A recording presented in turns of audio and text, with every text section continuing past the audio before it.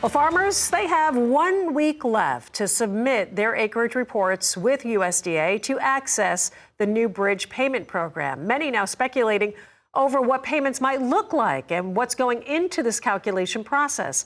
To help us with all of that, Roger McEowen with the Washburn School of Law joins us now. Roger, a pleasure. I feel like we're kind of estimating. How is this going to work? What do you know about this payment calculation formula? Yeah, well, good to be with you, Suzanne. The USDA is going to use a uniform national formula that aims to cover a portion of the modeled economic losses that were sustained by farmers during the 2025 crop year.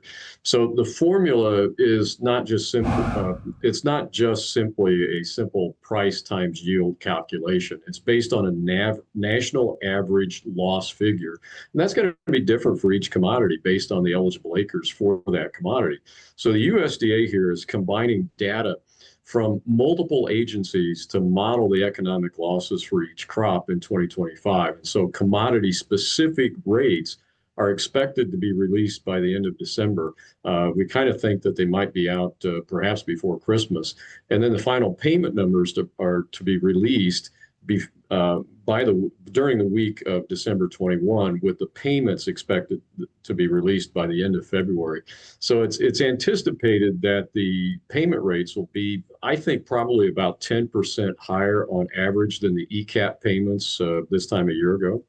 All right, great information there. And the dreaded word, three-letter word that I hate, tax. What about tax treatment of these bridge payments? What are farmers looking at? I mean, this is going to be treated as income.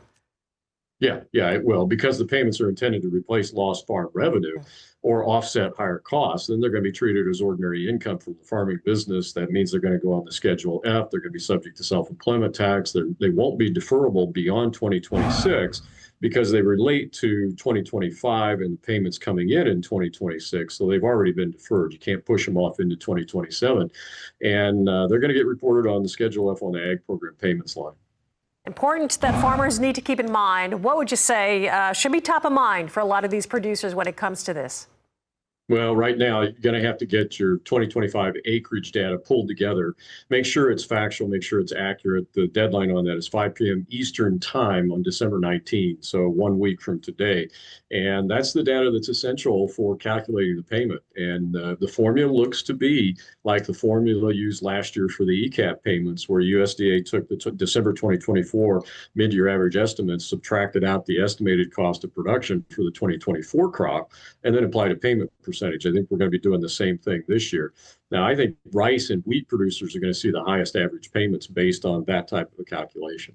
I think overall, from what we're hearing, I think producers are happy with this. Of course, it's not something that they want to depend on. They're looking for more market access.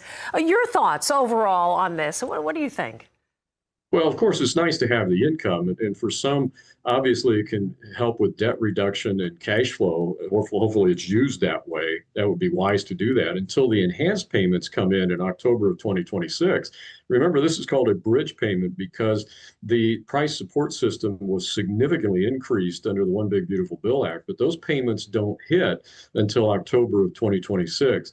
Now, for everyone, and what I've been saying to CPAs and tax attorneys at my seminars recently is that since this was announced, particularly this past week, you're going to have to start planning with your farm clients right now because these payments are going to hit in 2026. That's coming in. And then you're going to have the enhanced payments that'll hit in October of 2026. So you've got to plan for that increased revenue that's going to hit the 2026 returns. Start planning now as to what you're doing. So thinking about income averaging, deferral techniques where you can use it, other types of techniques. You need to be thinking about that because we've been telling them, even if they don't have cattle, that's a high income for our farmers this year. If you've got cows, so boy, you're sitting pretty.